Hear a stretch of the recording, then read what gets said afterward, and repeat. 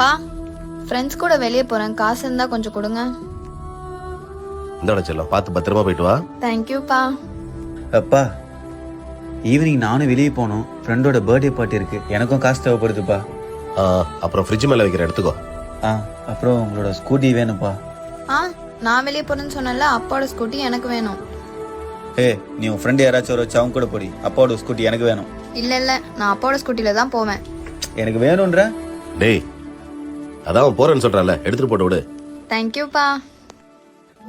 சரிங்கப்பா.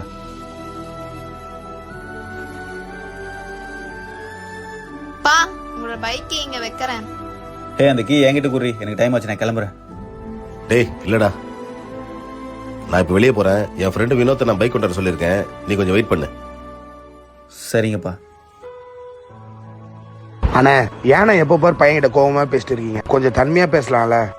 பையன் வேற பெரியவனா வாழ்ந்துட்டான், அப்புறம் உங்க மேல வருத்தப்பட போறானே. வேலு, உனக்கு ரெண்டுமே பொம்பளை பசங்கல்ல, அதனாலதான் அப்பாவுக்கும் பிள்ளைக்கு இருக்கிற பாண்டிங் உனக்கு இன்னும் சரியா புரியல.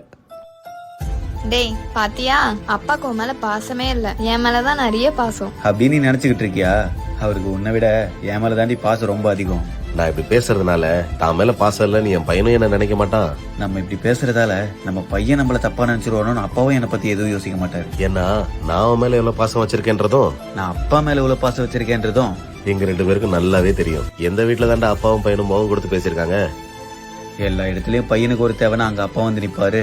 ஆனா அதே அப்பாவுக்கு ஒரு பிரச்சனைனா அங்க பையன் வந்து நிப்பான். அதுதாண்டி அப்பா புள்ள பாசம்.